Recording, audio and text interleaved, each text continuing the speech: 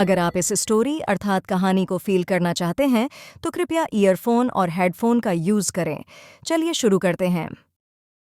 खानाबदोश ओम प्रकाश वाल्मीकि द्वारा लिखी गई एक संवेदनशील और मार्मिक कहानी है।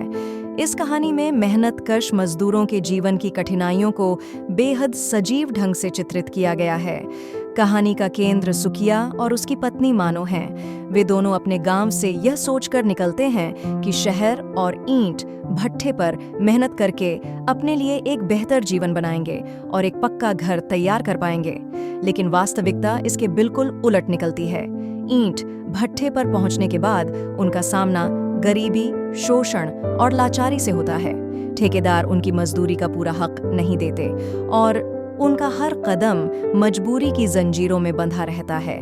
धीरे धीरे उनका घर बनाने का सपना बिखर जाता है और वे बार बार जगह बदलकर खानाबदोश जीवन बिताने के लिए मजबूर हो जाते हैं। इस कहानी में लेखक ने सिर्फ मजदूरों की दयनीय स्थिति का ही चित्रण नहीं किया, बल्कि समाज में मौजूद ऊंच नीच, जातिगत भेदभाव और अन्याय की गहरी खाई को भी उजागर किया है। वाल्मीकि जी ने सरल भाषा में मेहनतकश मजदूरों की पीड़ा, आशाओं और टूटी हुई उम्मीदों को सामने लाकर श्रोताओं को सोचने पर मजबूर किया है।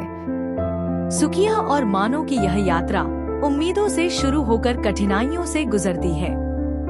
वे असगर ठेकेदार के साथ अपने गांव को छोड़कर ईंट भट्ठे पर आते हैं, क्योंकि उन्हें विश्वास था कि मेहनत करके वे तरक्की पाएंगे और बेहतर जीवन जी सकेंगे।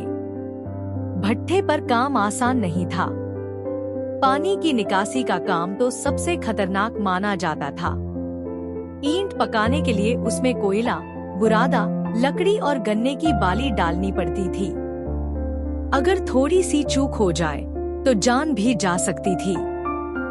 शुरुआत में सुखिया और मानो यही काम करते रहे, लेकिन उनकी लगन और मेहनत देखकर असगर ठेकेदार ने उन्हें सांचे पर ईंट बनाने का काम सौंप दिया। दिन के समय भट्ठे पर शोर और हलचल रहती थी, लेकिन रात होते ही सारा माहौल सन्नाटे में बदल जाता था। इसी सन्नाटे के बीच मानो का मन और ज्यादा भारी रहने लगा। चूल्हे में जलती लकड़ियों की चिटपिट उसे अपने डर और शंकाओं की आवाज जैसी लगती थी। उसके मन में हमेशा यह खौफ रहता कि कहीं उसका शोषण न हो जाए, या अगर उसने बात न मानी तो उसके साथ बुरा व्यवहार न किया जाए। फिर भी सुखिया और मानो ने हार नहीं मानी। शहर में रहकर ही तरक्की पाई जा सकती है, इसी सोच के साथ वे जमे रहे। पहले ही महीने सुखिया ने कुछ रुपए बचा लिए, जिससे मानो के चेहरे पर भी खुशी आई। दोनों ने तय कर लिया कि अगर ज्यादा कमाना है तो उन्हें और ज्यादा मेहनत करनी होगी। उनके साथ एक छोटी उम्र का लड़का जसदेव भी भट्ठे पर मेहनत करता था। उसकी कोमल उम्र में भी वह दिन रात ईंट बनाने और ढोने का काम करता था। मजदूरी की मजबूरी इंसान का बचपन भी छीन लेती है, यही जसदेव के साथ हुआ। एक दिन भट्ठे के मालिक मुख्तार सिंह की जगह उसका बेटा सूबे सिंह आया। सूबे सिंह आते ही पूरे माहौल का रंग बदल गया। उसका रौब इतना था कि ठेकेदार असगर भी उसके सामने बिल्कुल दबी आवाज में बात करता और भीगी बिल्ली बन जाता। भट्ठे पर काम करने वाली किस्नी पहले साधारण जीवन जीती थी, लेकिन सूबे सिंह ने उसे अपने जाल में फंसा लिया। किस्नी कई दिनों तक उसके साथ शहर चली जाती थी। उसका पति महेश लाचार और बेबस सा रह जाता। असगर ने महेश को शराब की लत लगा दी थी, जिससे वह अपना हक भी मांगने की ताकत खो बैठा था। किस्नी की हालत बदल गई थी। अब उसके पास ट्रांजिस्टर, रंग बिरंगे कपड़े और सजने संवरने की चीजें आ गई थी। इन सब के बीच मानो लाल लाल पकती ईंटों को देखकर भविष्य की मीठी कल्पनाओं में डूब जाती थी। वह सोचती थी कि ज्यादा काम करके ज्यादा रुपए जोड़े जा सकते हैं और एक दिन उनका भी अपना पक्का घर बनेगा। लेकिन किस्मत ने उन्हें डर और संकट के बीच खड़ा कर दिया।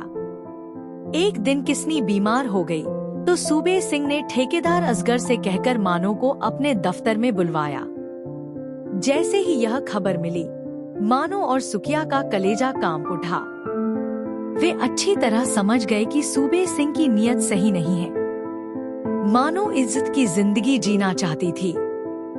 उसने साफ निश्चय किया कि वह किसी भी हालत में किसनी जैसा जीवन नहीं जीना चाहेगी।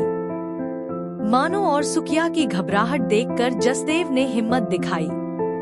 वह मानो की जगह खुद सूबे सिंह के सामने मिलने चला गया, पर उसकी यह बहादुरी उसे भारी पड़ गई। सूबे सिंह ने उसकी बेइज्जती करते हुए गालियां दी और बेरहमी से लात घूंसों से पीटकर अधमरा कर दिया। उस दिन की यह घटना भट्ठे पर काम करने वाले हर मजदूर के दिल में दहशत बन गई। अब सब सूबे सिंह से सहमे रहने लगे थे। सुकिया और मानो ने पीटे गए जसदेव को अपनी झोपड़ी में लाकर संभाला।